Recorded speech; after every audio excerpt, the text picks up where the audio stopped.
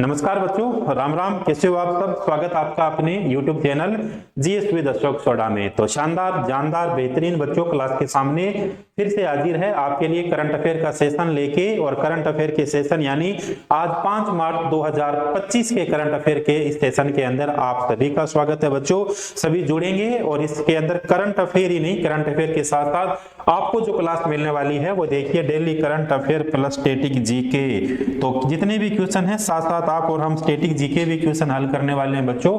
ये क्लास जो है आज 2 नंबर क्लास रहने वाली है। कल अपने 4 मार्च 2025 का करंट अफेयर पढ़ा था, आज अपने 5 मार्च 2025 के करंट अफेयर को पढ़ने जा रहे हैं।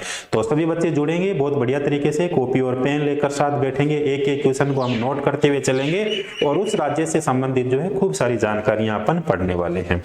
तो शुरुआत करते हैं। एक बार फिर से सभी बच्चों का स्वागत है आज के इस ताजा तरीन यानी करंट अफेयर के सेशन के अंदर। और बताइए क्वेश्चन नंबर 1 का आंसर नंबर क्या होगा। देखिए क्वेश्चन पूछा गया कि क्वेश्चन पूछा है कि हाल ही में किस राज्य के मुख्यमंत्री ने 5 नए आध्यात्मिक गलियारों की घोषणा की है। किस राज्य के मुख्यमंत्री के द्वारा 5 नए आध्यात्मिक गलियारों की घोषणा की गई है। तो पहला ऑप्शन है हरियाणा, उत्तराखंड, उत्तर प्रदेश, इनमें से कोई नहीं। तो इस क्वेश्चन का सही ऑप्शन कौन सा होने वाला है? उत्तर प्रदेश होने वाला है भैया। सही ऑप्शन कौन सा हो गया बच्चों? सही ऑप्शन हो गया उत्तर प्रदेश। उत्तर प्रदेश के सबसे पहला अपना देखिए सेगमेंट शुरू करते हैं कि उत्तर प्रदेश के मुख्यमंत्री कौन है। तो उत्तर प्रदेश के मुख्यमंत्री हो गए योगी आदित्यनाथ। योगी आदित्यनाथ जो है उत्तर प्रदेश के मुख्यमंत्री हो गए। तो सबसे पहला क्वेश्चन तो अपना ये कि उत्तर प्रदेश के मुख्यमंत्री कौन है? योगी आदित्यनाथ। 2 नंबर पे अपन चलते हैं कि उत्तर प्रदेश के गवर्नर यानी उत्तर प्रदेश के राज्यपाल कौन है? उत्तर प्रदेश की राज्यपाल है भैया आनंदीबेन पटेल। उत्तर प्रदेश की राज्यपाल हो गई आनंदी पटेल। कहाँ की राज्यपाल हो गई? तो ये उत्तर प्रदेश की राज्यपाल। तो राज्यपाल और मुख्यमंत्री दोनों कवर हुए कहाँ के? तो उत्तर प्रदेश के हाल ही के अंदर मुख्यमंत्री योगी आदित्यनाथ के द्वारा जो है 5 नए आध्यात्मिक गलियारों की घोषणा की गई है। अभी देखिए उत्तर प्रदेश बड़े सुर्खियों के अंदर रहा था। किस लिए सुर्खियों के अंदर रहा था? इस बार उत्तर प्रदेश के अंदर जो है महाकुंभ का आयोजन किया गया था। इस बार महाकुंभ का आयोजन किया गया और महाकुंभ का आयोजन कहां पर किया गया? तो आप सभी कहोगे कि सर ये तो हमें पता है, बिल्कुल पता होना चाहिए। प्रयागराज के अंदर किया गया। प्रयागराज कहां पर स्थित है? उत्तर प्रदेश के अंदर स्थित है। तो सबसे अच्छी बात ये होगी कि महाकुंभ का आयोजन कितने साल बाद किया जाता है? 4 वर्षों के बाद महाकुंभ का आयोजन किया जाता है। महाकुंभ का आयोजन भारत के कितने स्थानों पर किया जाता है भैया? भारत के कितने स्थानों पर महाकुंभ का आयोजन किया जाता है? तो ये 4 स्थानों पर किया जाता है। एक स्थान का नाम हो गया प्रयागराज, दूसरे स्थान का नाम हो गया हरिद्वार। एक स्थान हुआ प्रयागराज, दूसरा स्थान हुआ हरिद्वार और तीसरा स्थान कौन सा हो गया? शिप्रा नदी के किनारे उज्जैन हो गया। और 4 नंबर पे कौन सा हो गया? नासिक। और ये नासिक कहां पर हो गया? नासिक हो गया भैया महाराष्ट्र के अंदर। तो महाकुंभ का आयोजन कितने वर्षों के अंतराल के बाद किया जाता है बच्चों? 4 वर्षों के अंतराल के बाद किया जाता है। महाकुंभ का आयोजन कितने स्थानों पर आयोजित किया जाता है? तो 4 ऐसे स्थान हैं जिन पर महाकुंभ का आयोजन करवाया जाता है। 1 नंबर पे प्रयागराज, हरिद्वार, उज्जैन और कौन सा हो गया? नासिक हो गया। और 5 गलियारों का आयोजन भी कहां पर किया गया है? उत्तर प्रदेश के मुख्यमंत्री योगी आदित्यनाथ के द्वारा किया गया। इसके अलावा देखिए एसएससी कई बार अपने से एग्जाम्स में पूछती है, एसएससी और रेलवे, कि गेहूं उत्पादन के अंदर भारत के अंदर प्रथम स्थान कौन सा है। तो बच्चों कभी भी क्वेश्चन पूछा जाए गेहूं उत्पादन के अंदर भारत के अंदर पहला स्थान किसका हो जाता है? पहला स्थान भैया उत्तर प्रदेश का हो जाता है। तो ये देखिए कितना शानदार क्वेश्चन बनता है अपना स्टैटिक जीके का साथ में। इसके अलावा 2-4 क्वेश्चन और अपन पढ़ेंगे। मैंने कहा था प्रत्येक क्वेश्चन 5 स्टैटिक जीके की जानकारी।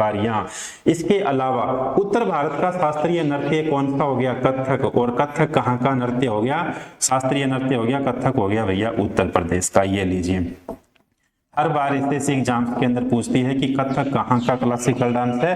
कथक क्लासिकल डांस हो गया कहां का? उत्तर प्रदेश का। इसके अलावा भारत की पहली महिला राज्यपाल कहां की?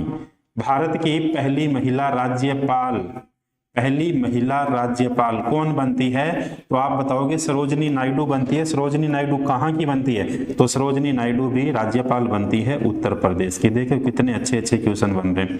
सरोजनी नायडू। और सरोजनी नायडू कहाँ की बनी?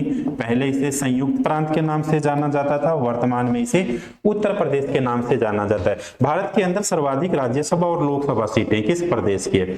भारत में सर्वाधिक लोकसभा सीटें और इसी के साथ मैं लिख रहा हूं यहां पर राज्यसभा सीटें, लोकसभा सीटें और देखिए राज्यसभा सीटें किस प्रदेश की है? तो सर्वाधिक लोकसभा सीटें और राज्यसभा सीटें कहां की हो जाती है? उत्तर प्रदेश की हो जाती है। इसके अलावा भारत के अंदर 2011 की जनगणना के अनुसार सर्वाधिक जनसंख्या वाला प्रदेश, भारत की 2011 की जनगणना के अनुसार, ब्रैकेट में लिख रहा हूं मैं 2011 की जनगणना के अनुसार, और जनगणना के अनुसार देखिए भारत के अंदर सर्वाधिक जनगणना जो है किस प्रदेश की है या किस प्रांत की है, किस राज्य की है? तो यहां पर भी अपना आंसर क्या आने वाला है? यहां पर भी अपना आंसर बच्चों उत्तर प्रदेश आने वाला है, यूपी आने वाला है। तो क्लियर हुआ? देखिए कितनी सारी जानकारी। मैंने पहले भी कहा था ये क्लास करंट अफेयर के साथ साथ आपकी स्टैटिक जीके की रहने वाली है, और कितनी शानदार क्लास रहने वाली है, इसको लगाओगे तब आपको पता चलेगा। क्वेश्चन एक ही था कि मुख्यमंत्री ने 5 नए आध्यात्मिक गलियारों की घोषणा की है, तो इसका आंसर कौन सा आ गया? उत्तर प्रदेश। जिस भी प्रदेश की मैं आपके सामने बात करूंगा वहां के मुख्यमंत्री और वहां के राज्यपाल आप और हम पढ़ेंगे। इसके अलावा उस राज्य की कौन सी विशेष बातें हैं जो बार बार एग्जाम्स के अंदर पूछी जाती है? तो भैया देख लीजिए, बार बार गेहूं उत्पादन के अंदर प्रथम स्थान उत्तर प्रदेश पूछा जाता है। कथक कहां का शास्त्रीय नृत्य? उत्तर प्रदेश का हो गया। भारत की पहली महिला राज्यपाल, और बच्चों भारत की पहली महिला गवर्नर राज्यपाल कौन बनती है? तो सरोजनी नायडू बनती है। सरोजनी नायडू भी कहां की थी? उत्तर प्रदेश की बनती है, जिसे पहले संयुक्त प्रांत के नाम से जाना जाता है। लोकसभा की सर्वाधिक सीटें उत्तर प्रदेश में, राज्यसभा सर्वाधिक सीटें उत्तर प्रदेश में। 2011 की जनगणना के अनुसार भारत के अंदर सर्वाधिक जनसंख्या किस प्रदेश की है बच्चों? तो ये उत्तर प्रदेश की। इसके अलावा रासलीला, नौटंकी, झूला और कजरी, ये भी लोक नृत्य कई बार पूछे जाते हैं एसएससी के अंदर, तो वो भी कहां के होंगे? वो भी उत्तर प्रदेश के होंगे। तो शानदार और जानदार क्वेश्चन बढ़े अपन आगे नेक्स्ट क्वेश्चन की ओर।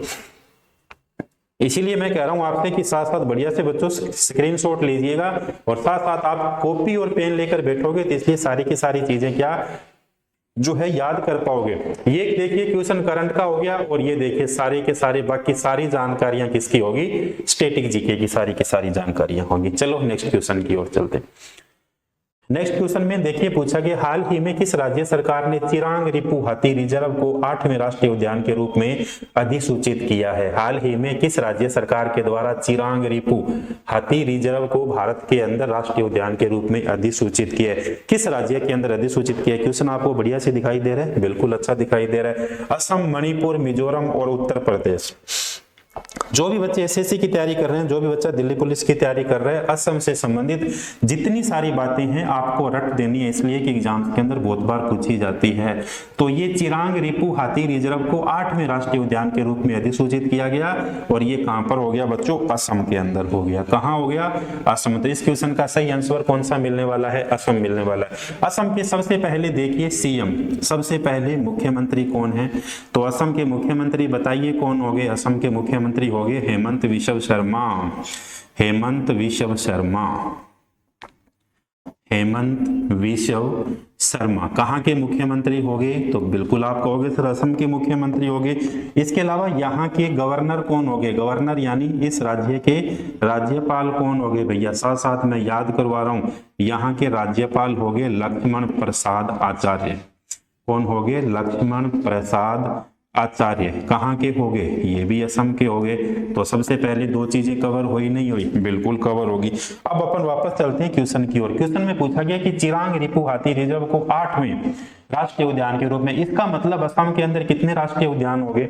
असम के अंदर कितने राष्ट्रीय उद्यान हो गए? असम के अंदर पहले 7 थे। असम में फिर मैं कहूं कि राष्ट्रीय उद्यानों की संख्या देखिए, नेशनल पार्क जिसे कहा जाता है राष्ट्रीय उद्यान, पहले राष्ट्रीय उद्यान कितने थे? तो आप कहोगे सर पहले 7 थे, और चिरांग रिपु के बाद में कितने हो गए? 8 हो गए। तो 8वां कौन सा बन गया? लिख लीजिए, चिरांग रिपु बन गया। 8वां कौन सा बन गया बच्चों? चिरांग रिपु बन गया। तो जब 8 हो गए तो कभी पूछा भी जा सकता है अपने से कि 8 कौन कौन से। देखिए काजीरंगा के बारे में बहुत बार अपने से क्वेश्चन पूछा जाता है कि काजीरंगा राष्ट्रीय उद्यान जो है ये कहां पर स्थित है? भैया असम के अंदर स्थित है। 2 नंबर पे देखिए काजीरंगा के बाद में हो गया मानस। काजीरंगा के बाद में मानस राष्ट्रीय उद्यान, मानस राष्ट्रीय उद्यान। मानस के बाद में देखिए कौन सा हो गया, नुमेरी या नामेरी राष्ट्रीय उद्यान भी कहां पर हो गया, असम के अंदर हो गया। ओरंग डिब्रू सरेख, इसके अलावा ओरंग डिब्रू सरेख, साथ साथ नोट करते चलोगे, औरंग डिब्रू सरेख ये भी कहां पे हो गया, ये भी असम के अंदर हो जाता है इस क्वेश्चन का जो आंसर से। इसके अलावा देहिंग और पटकई रायमोना, इसके अलावा रायमोना, रायमोना और इसके अलावा बच्चों देहिंग। देखिए 7 हो गए या नहीं हो गए, 1 2 3 4 5 6 7, क्या बात है।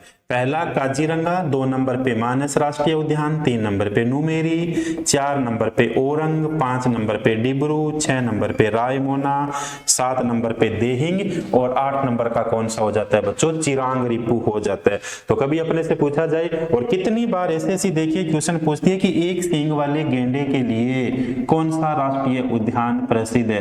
तो एक सींग वाले गेंडों के लिए कौन सा हो गया, सबसे पहले असम हो गया। और असम के अंदर भी अपने से नेशनल पार्क कभी भी पूछ ले एसएससी कि एक सींग वाले गेंडे के लिए नेशनल पार्क कौन सा है, तो एक सींग वाले गेंडे के लिए नेशनल पार्क काजीरंगा हो गया। और काजीरंगा देखिए किस स्टेट के अंदर हो गया, काजीरंगा हो गया असम के अंदर। तो काजीरंगा, मानस, नुमेरी, ओरंग, डिब्रू सरेख, रायमोना, देहिंग ये सारे के सारे राष्ट्रीय उद्यान कहां पर स्थित है, सारे के सारे राष्ट्रीय उद्यान असम के अंदर स्थित है। अब देखिए असम से संबंधित मैं 2 या 3 बातें आपको और नोट करवा रहा हूं, इसलिए कि बार बार पूछी जाती है, हर बार एसएससी पूछती है कामाख्या देवी का मंदिर, हर बार एसएससी पूछती है कामाख्या देवी का मंदिर कहां स्थित है। तो बच्चों कामाख्या देवी का मंदिर जो है ये भी असम के अंदर स्थित हो गया। एसएससी पूछती है अंबुबाची का मेला, अंबुबाची का मेला किस मंदिर के अंदर भरा जाता है, तो अंबुबाची का मेला कामाख्या देवी के मंदिर में भरा जाता है। किस मंदिर को आनंद का मंदिर भी कहा जाता है, किस मंदिर को आनंद का मंदिर भी कहा जाता है, कामाख्या देवी के मंदिर को कहा जाता है। इसके अलावा जो है पूर्व का कुंभ किसे कहा जाता है, पूर्व का कुंभ किसे कहा जाता है, अंबुबाची के मेले को पूर्व का कुंभ कहा जाता है। अंबुबाची का मेला जो है कहां पर भरता है, ये लीजिए असम में भरता है। असम के अंदर भी किस पहाड़ी पर, नीलांचल पर्वत पर भरता है, नीलांचल पर्वत पर भरता है। बहुत अच्छी जानकारियां हैं जहां से एसएससी बार बार क्वेश्चन पूछती है। और किस महीने के अंदर भरता है, तो लगे हाथ लगा लीजिए, जून महीना गर्मी के महीने के अंदर भरता है भैया, ये लीजिए।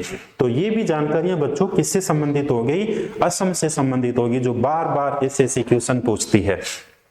तो असम से संबंधित ये सारी जानकारियां थी। और सबसे अच्छी बात ये थी कि मैंने आपसे वादा किया इस बार कि जो भी जिस भी स्टेट की बात आ जाएगी उस स्टेट के मैं आपको मुख्यमंत्री साथ लिखाऊंगा और इस स्टेट के मैं आपको राज्यपाल भी लिखवाऊंगा। तो इसलिए कि एग्जाम से पहले पहले दिल्ली पुलिस का जैसे एग्जाम आएगा तो उससे पहले आपके सारे के सारे स्टेटों के मुख्यमंत्री और सारे के सारे स्टेट के राज्यपाल आपके कवर होने वाले हैं।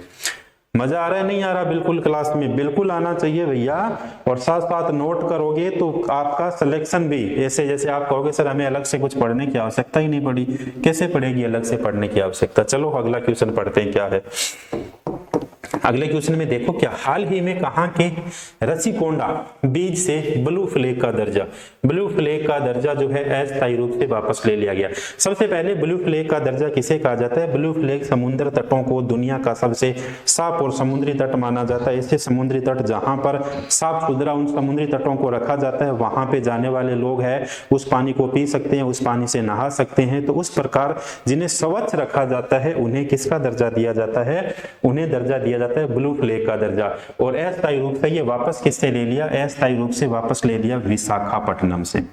कहां से ले लिया बच्चों, ये विशाखापट्टनम से ले लिया। और विशाखापट्टनम कहां पर है, सबसे पहले विशाखापट्टनम है आंध्र प्रदेश के अंदर। विशाखापट्टनम कहां पर हो गया, तो ये लीजिए विशाखापट्टनम हो गया, पहली बात आंध्र प्रदेश के अंदर। तो ब्लू फ्लैग का दर्जा जो है अस्थायी रूप से विशाखापट्टनम से वापस ले लिया गया। चलते हैं अपन अपनी जानकारियों की ओर। सबसे पहली जानकारी कौन सी, आंध्र प्रदेश के मुख्यमंत्री। सबसे पहले आंध्र प्रदेश के मुख्यमंत्री, और आंध्र प्रदेश के मुख्यमंत्री का क्या नाम है भैया, आंध्र प्रदेश के मुख्यमंत्री चंद्रबाबू नायडू।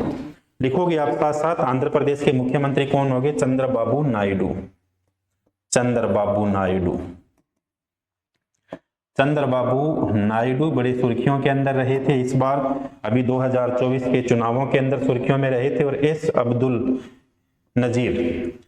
अब्दुल नजीर कहाँ के राज्यपाल हो गए? एस अब्दुल नजीर, ये राज्यपाल हो गए एस अब्दुल नजीर कहाँ के राज्यपाल हो गए? तो ये तमिलनाडु के क्या हो गए बच्चों?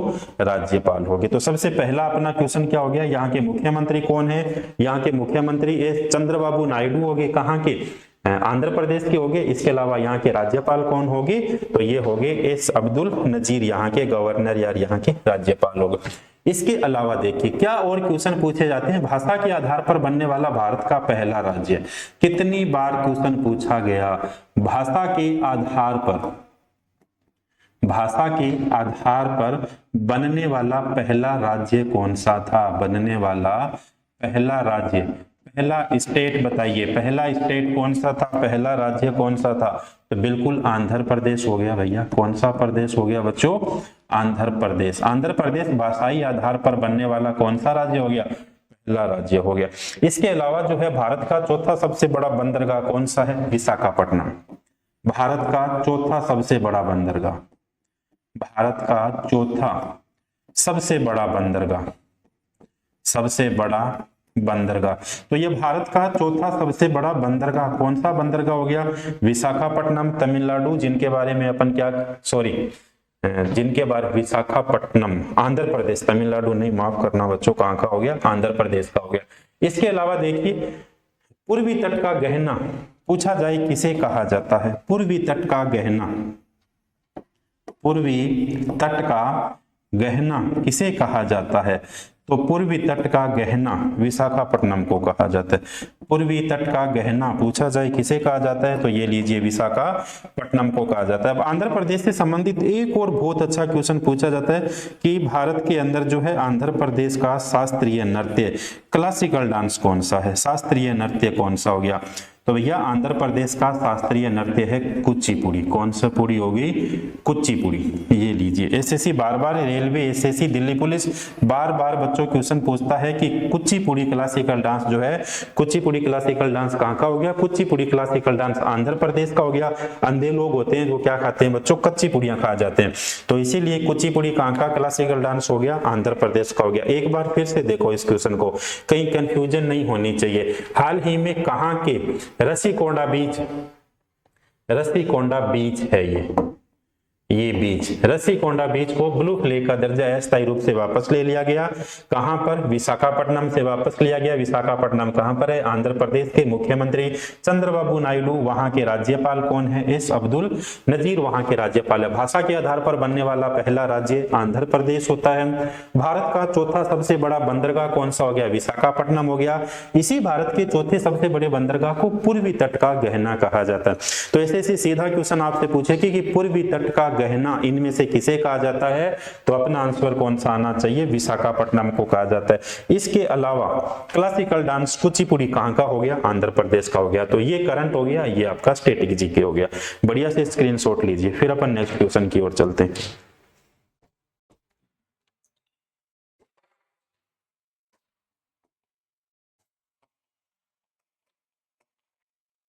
देखो बच्चों अगला क्वेश्चन है, हाल ही में किस राज्य के मुख्यमंत्री ने एकल महिला स्वरोजगार योजना शुरू की? हाल ही में किस राज्य के मुख्यमंत्री ने एकल महिला स्वरोजगार की शुरुआत की है? किस राज्य के मुख्यमंत्री ने? ओडिशा, आंध्र प्रदेश, उत्तराखंड। तो ये किसके द्वारा की गई है? ये की गई है बच्चों उत्तराखंड के मुख्यमंत्री के द्वारा। तो उत्तराखंड के मुख्यमंत्री के द्वारा एकल महिला स्वरोजगार, एकल महिला स्वरोजगार। तो सबसे पहले देखिए उत्तराखंड की अपन चर्चा कर रहे हैं, तो एक नंबर पे अपनी ड्यूटी क्या बनती है? मेरी ड्यूटी ये बनती है कि सबसे पहले मैं उत्तराखंड के आपको मुख्यमंत्री बताऊं। तो ये लीजिए उत्तराखंड के मुख्यमंत्री पुष्कर सिंह धामी, उत्तराखंड के सीएम हो गए पुष्कर सिंह धामी। हाल ही के अंदर बड़े चर्चा के अंदर रहे थे, अभी आपको बताते हैं क्यों चर्चा के अंदर रहे थे।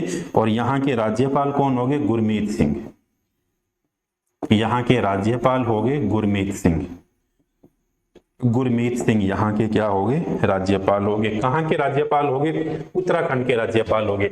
अब देखिए स्टैटिक जीके की ओर अपन नजर घुमाते हैं तो सबसे पहले पूछा जाता है भारत के अंदर सबसे पहला राष्ट्रीय उद्यान कहाँ पर स्थित है। भारत का सबसे पहला राष्ट्रीय उद्यान, सबसे बड़ा नहीं कह रहा हूं मैं, सबसे पहला राष्ट्रीय उद्यान उत्तराखंड के अंदर है। भारत में सबसे पहला राष्ट्रीय उद्यान, भारत में सबसे पहला राष्ट्रीय उद्यान कहाँ स्थित है भैया, तो भारत में सबसे पहला राष्ट्रीय उद्यान उत्तराखंड के अंदर स्थित है, उत्तराखंड के अंदर स्थित है। और इस राष्ट्रीय उद्यान का नाम क्या हो गया, जिम कॉर्बेट। इस राष्ट्रीय उद्यान का नाम है जिम कॉर्बेट। जिम कॉर्बेट कहां पर हो गया, तो जिम कॉर्बेट हो गया बच्चों उत्तराखंड के अंदर। और वह कौन सा पूछा जाता है, कई बार एसएससी के द्वारा क्वेश्चन पूछा जाता है कि बच्चों भारत के अंदर वह कौन सा राष्ट्रीय उद्यान है जहां पर रात्रि विश्राम की सुविधा भी उपलब्ध करवाता है। तो रात्रि विश्राम की सुविधा उपलब्ध करवाने वाला राष्ट्रीय उद्यान कौन सा हो गया, रात्रि विश्राम की सुविधा उपलब्ध करवाने वाला, रात्रि विश्राम की सुविधा उपलब्ध करवाने वाला भारत का राष्ट्रीय उद्यान कौन सा होता है, जिम कॉर्बेट। और भारत का सबसे पहला राष्ट्रीय उद्यान जिम कॉर्बेट कहां पर स्थित हो गया, जिम कॉर्बेट हो गया बच्चों उत्तराखंड के अंदर। इसके अलावा देखिए नंदा देवी राष्ट्रीय उद्यान पूछा जाता है, उत्तराखंड के अंदर है। इसके अलावा राजाजी नेशनल पार्क पूछा जाता है, राजाजी नेशनल पार्क, ये भी एसएससी के द्वारा कई बार पूछा जाता है कहां पर स्थित है, तो राजाजी नेशनल पार्क ये भी उत्तराखंड के अंदर स्थित है।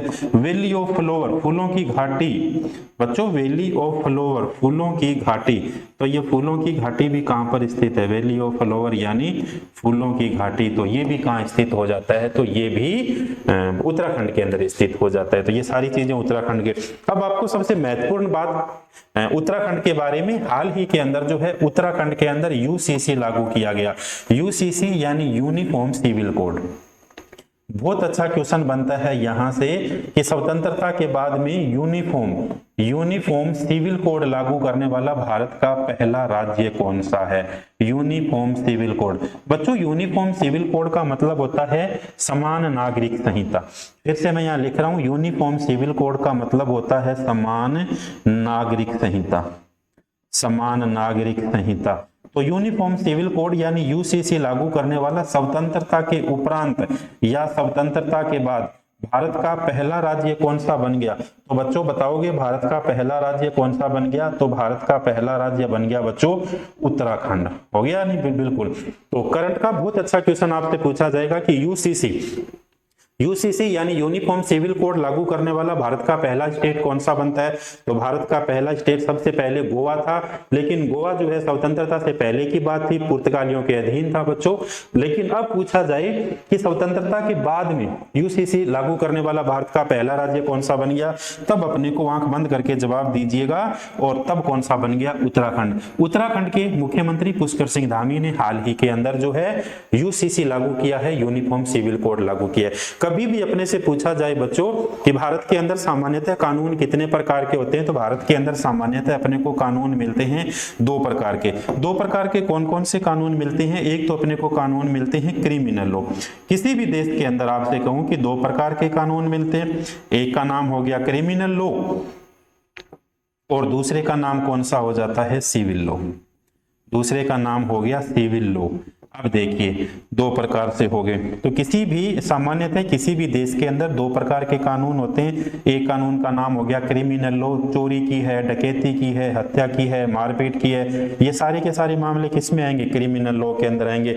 और कोई भी व्यक्ति होगा भारत का, किसी भी जाति धर्म लिंग जन्मस्थल कुछ भी होगा, किसी भी व्यक्ति ने चोरी की, डकैती की, हत्या की, मारपीट की, उसके लिए समान जो है यहाँ पर भारत के अंदर किसी भी राज्य का कोई भी व्यक्ति हो, तो इसका मतलब ये हो गया कि उसके लिए भारत के अंदर समान दंड की क्या की गई है, व्यवस्था की गई है। लेकिन सिविल लॉ जो है सभी धर्मों का अपना अलग अलग है। किसी धर्म का सिविल लॉ ये कहता है कि यहाँ पर लड़की की जो है आयु कितनी होगी, शादी और विवाह की 18 वर्ष होगी, तो किसी के अंदर ये कहा जाता है कि यहाँ पर 16 वर्ष होगी। तो इसलिए अब जो है शादी का मामला हो, चाहे तलाक का मामला हो, चाहे संस्कार का मामला हो, उनको भी क्या कर दिया गया है, सिविल लॉ के तहत ये एक समान रहेंगे, चाहे वो किसी भी जाति और धर्म के क्यों ना हो। तो यूसीसी लागू करने वाला भारत का पहला राज्य स्वतंत्रता के बाद अपने को ध्यान रखना है उत्तराखंड बन गया। चलो नेक्स्ट क्वेश्चन की ओर चलते हैं। अगला क्वेश्चन है, हाल ही में 42वीं राष्ट्रीय रोइंग चैंपियनशिप का आयोजन कहां पर किया गया? हाल ही में 42वीं राष्ट्रीय रोइंग चैंपियनशिप का आयोजन कहां पर किया गया? लखनऊ, भोपाल, हैदराबाद, इनमें से कोई नहीं। तो ये कहां पर किया गया? भोपाल के अंदर किया गया, भोपाल के अंदर किया। हाल ही में 42वीं राष्ट्रीय रोइंग चैंपियनशिप का आयोजन कहां किया गया? भोपाल के अंदर किया गया। भोपाल यानी कहां पर किया गया? मध्य प्रदेश के अंदर किया गया, मध्य प्रदेश के अंदर, मध्य प्रदेश। अब देखिए सबसे पहले अपन चलते हैं कि मध्य प्रदेश के सबसे पहले सीएम कौन होंगे, यानी मध्य प्रदेश के मुख्यमंत्री कौन होंगे? तो बताइए, कल भी मैंने आपसे कहा था, बताइए मध्य प्रदेश के मुख्यमंत्री कौन है? मैं से मध्य प्रदेश, मैं से मोहन। तो मध्य प्रदेश के मुख्यमंत्री कौन होंगे भैया? मोहन यादव होंगे। और इसके अलावा मंगू भाई छगन भाई पटेल यहाँ के राज्यपाल कौन होंगे? मंगू भाई छगन भाई पटेल। मैं से मोहन, मैं से मंगू, मंगू भाई छगन भाई पटेल, मंगू भाई छगन भाई पटेल कहाँ के राज्यपाल होंगे? तो ये राज्यपाल होंगे कहाँ के बच्चों? तो मध्य प्रदेश के होंगे। अब देखिए मध्य प्रदेश के बारे में कितनी बार ऐसे क्वेश्चन पूछते हैं कि भारत के अंदर सर्वाधिक तांबा उत्पादन, भारत में सर्वाधिक तांबा उत्पादन के अंदर प्रथम स्थान पर कौन सा प्रदेश हो गया? तो प्रथम स्थान पर हो गया मध्य प्रदेश हो गया। भारत के अंदर सर्वाधिक राष्ट्रीय उद्यानों की संख्या, बहुत बढ़िया क्वेश्चन बनता है। भारत में सर्वाधिक नेशनल पार्क, सर्वाधिक राष्ट्रीय उद्यानों की संख्या, तो भारत में सर्वाधिक राष्ट्रीय उद्यान भी कहां पर होंगे? मध्य प्रदेश के अंदर होंगे। भारत में सर्वाधिक टाइगर रिजर्व, भारत में सर्वाधिक टाइगर रिजर्व ये भी कहां पर होंगे? तो सर्वाधिक टाइगर रिजर्व भी बच्चों एमपी के अंदर होंगे, यानी मध्य प्रदेश के अंदर होंगे। बिल्कुल सबसे अच्छे क्वेश्चन बनते हैं अपने स्टैटिक जीके के बारे में, सबसे अच्छे क्वेश्चन बनते हैं कहां के बारे में? करंट जीके से संबंधित, तो ये अपने को पता होना चाहिए। 42वीं राष्ट्रीय रोइंग चैंपियनशिप का आयोजन कहां पर किया गया? भोपाल के अंदर किया गया। नेक्स्ट क्वेश्चन देखो, हाल ही में किसने वंतारा एनिमल रेस्क्यू सेंटर का उद्घाटन किया? तो हाल ही के अंदर देश के तत्कालीन प्रधानमंत्री नरेंद्र मोदी जी के द्वारा जो है गुजरात के अंदर, और गुजरात के अंदर जो है एनिमल रेस्क्यू सेंटर का क्या किया गया? आयोजन किया गया। देखिए हाल ही में किसके द्वारा? वंतारा एनिमल। तो वंतारा एनिमल का आयोजन किसके द्वारा किया गया? उद्घाटन नरेंद्र मोदी जी के द्वारा किया गया। और ये देश के तत्कालीन भारत के क्या है? आप सभी को पता है बच्चों, प्रधानमंत्री है। सबसे पहले देखो कहां पर किया वंतारा एनिमल रेस्क्यू? नरेंद्र मोदी जी के द्वारा गुजरात के अंदर किया गया, गुजरात के अंदर किया गया। तो एक नंबर पे सबसे पहले गुजरात के मुख्यमंत्री कौन होंगे? गुजरात के सीएम कौन होंगे? भूपेंद्र भाई पटेल। गुजरात के सीएम हैं भूपेंद्र भाई पटेल। प्रत्येक राज्य के देखिए आप और हम यहाँ पर सीएम और मुख्यमंत्री याद कर रहे हैं। भूपेंद्र भाई पटेल हो गए। तो राज्यपाल कौन हो गए गुजरात के? भैया राज्यपाल हो गए आचार्य देवव्रत। आचार्य देवव्रत जो है कहां के राज्यपाल हो गए? गुजरात के राज्यपाल हो गए। इसके अलावा देखिए पहला भारत के अंदर पहला समुद्री राष्ट्रीय उद्यान, भारत का पहला समुद्री राष्ट्रीय उद्यान, भारत का पहला समुद्री राष्ट्रीय उद्यान कहां पर हो गया? समुद्री राष्ट्रीय उद्यान। तो ये समुद्री राष्ट्रीय उद्यान हो गया कच्छ। और आप सभी को पता है कच्छ कहां पर है? कच्छ है गुजरात के। कच्छ कहां स्थित हो गया? गुजरात के अंदर। कितनी बार एसएससी क्वेश्चन पूछती है, देखिए गरबा कहां का लोक नृत्य है? तो गरबा भी कहां का लोक नृत्य हो गया? गुजरात का हो गया। एसएससी बहुत बार पूछती है डांडिया कहां का लोक नृत्य हो गया? तो गरबा और डांडिया ये भी दोनों कहां के लोक नृत्य हो गए? तो ये भी दोनों लोक नृत्य जो है गुजरात के हो गए। तो इस क्वेश्चन का सही आंसर कौन सा होने वाला है? सही आंसर नरेंद्र मोदी जी होने वाला है। एक क्वेश्चन कभी भी आपसे पूछा जा सकता है कि भारत के अंदर लगातार 3 बार प्रधानमंत्री के पद की शपथ लेने वाले दूसरे प्रधानमंत्री कौन बने? भारत के अंदर लगातार 3 बार, भारत में लगातार 3 बार प्रधानमंत्री के पद की शपथ लेने वाले दूसरे प्रधानमंत्री कौन बनते हैं? तो दूसरे प्रधानमंत्री बनते हैं बच्चों नरेंद्र मोदी जी बनते हैं। नरेंद्र मोदी जी ने अब तक जो है 3 बार प्रधानमंत्री के पद की शपथ ले ली है। इसके अलावा 4 बार गुजरात के मुख्यमंत्री के पद की क्या ले ली बच्चों, इन्होंने शपथ ले ली। कभी आपको लगे तो देखिए, सबसे पहले 2001 के अंदर ये गुजरात के मुख्यमंत्री थे, फिर 2002 के अंदर इन्होंने गुजरात के मुख्यमंत्री के पद की शपथ ली थी। इसके बाद जो है इन्होंने 2007 के अंदर गुजरात के मुख्यमंत्री की शपथ ली थी, फिर 2012 के अंदर गुजरात के मुख्यमंत्री के पद की भी इन्होंने शपथ ली थी, और 2014 के अंदर आपको पता है कि ये देश के क्या बन गए थे, प्रधानमंत्री बन गए थे। तो इसके अलावा 2014 के अंदर प्रधानमंत्री के पद की शपथ ली, उसके बाद 2019 में प्रधानमंत्री के पद की शपथ ली, और फिर 2024 के अंदर भी प्रधानमंत्री के पद की शपथ ली। तो 3 बार तो देखिए प्रधानमंत्री के पद की शपथ होगी, 2001, 2002, 2007 और 2012। तो 4 बार जो है इनके मुख्यमंत्री के पद की क्या हो जाती है बच्चों, शपथ हो जाती है। इस बात का आपको क्या रखना है, बिल्कुल ध्यान रखना है।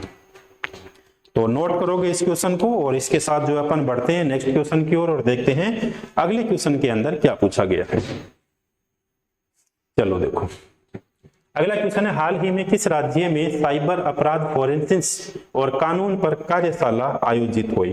किस राज्य के अंदर जो है हाल ही के अंदर साइबर अपराध, फोरेंसिक्स और कानून पर कार्यशाला आयोजित की गई। तो ये कहां पर की गई, पंजाब के अंदर। तो देखिए, सबसे पहले पंजाब के मुख्यमंत्री कौन होंगे, पंजाब के सीएम कौन होंगे, बताओ। पंजाब के सीएम होंगे भगवंत मान। पंजाब के सीएम होंगे बच्चों भगवंत मान। और पंजाब के राज्यपाल कौन होंगे, पंजाब के राज्यपाल होंगे गुलाब चंद कटारिया। गुलाब चंद कटारिया, गुलाब चंद कटारिया जो है कहां के होंगे, पंजाब के होंगे। इसके अलावा कई बार पूछा जाता है कि डांडिया, इसके माफ करना, वैसाखी कहां की हो गई, पंजाब की हो गई। गिद्दा कहां का हो गया, तो गिद्दा भी कहां का हो जाता है बच्चों, पंजाब का हो जाता है। तो इस क्वेश्चन को भी अपने को क्या रखना है, ध्यान रखना है।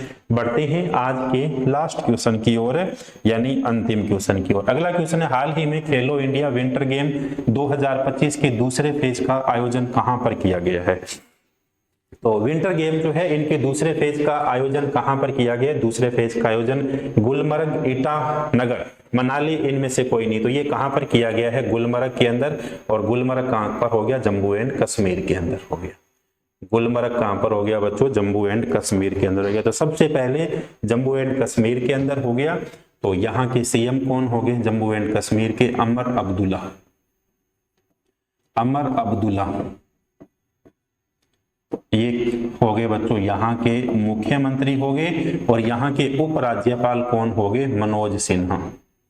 उपराज्यपाल हुए यहाँ पर मनोज सिन्हा। भारत के अंदर सर्वाधिक, या मैं ऐसे भी कह सकता हूं कि एशिया के अंदर सर्वाधिक केसर का उत्पादन कहां पर होता है। तो एशिया में सबसे सर्वाधिक केसर का उत्पादन, एशिया में सर्वाधिक केसर का उत्पादन कहां होता है, जम्मू एंड कश्मीर के अंदर होता है। इसके अलावा हाफिजा, रऊफ, कूद, ये कहां के हो गए, हाफिजा, रऊफ, कूद। हाफिजा हो गया, रऊफ हो गया, हाफिजा और रऊफ और कूद, ये कहां के लोक नृत्य हो गए, तो ये भी जम्मू एंड कश्मीर के लोक नृत्य हो गए। तो हाल ही के अंदर खेलो इंडिया विंटर गेम 2025 के दूसरे फेज का आयोजन गुलमर्ग के अंदर किया जाएगा। और ये कब से कब तक किया जाएगा, 9 मार्च से लेके 12 मार्च के बीच में। 9 मार्च से लेके 12 मार्च के बीच इन खेलों का क्या किया जाएगा बच्चों, आयोजन किया जाएगा। तो ये अपना आज का सेशन था करंट अफेयर के बारे में। मैंने आपसे ये कहा था कि जो भी करंट अफेयर अपन पढ़ेंगे, जिस भी स्टेट उसका आंसर आएगा उसके बारे में 5 बात अपन पढ़ेंगे। तो देखो 1 बात, 2 बात, 3 बात, 4 बात, 5 बात, कोई भी आप स्टेट उठाकर देखोगे उसमें लगभग आपको 5 बातें मिलने वाली है भैया। चाहे वो पहला क्वेश्चन था, चाहे वो आखिरी क्वेश्चन था। तो प्रत्येक दिन अपना करंट अफेयर रहने वाला है बच्चों। तो आप कॉपी और पेन लगाकर लिखोगे कि मार्च से अपन शुरू करेंगे और कंटिन्यू अपना करंट अफेयर का सेशन लगातार, इसीलिए जो है लगभग 25 से 30 मिनट की ये क्लास रहने वाली है। मिलते हैं बच्चों फिर से नए सेशन के साथ, कल के करंट अफेयर के साथ अपन बच्चों फिर से हाजिर होते हैं। तब तक आप करते रहिए शानदार तैयारी। धन्यवाद के साथ में।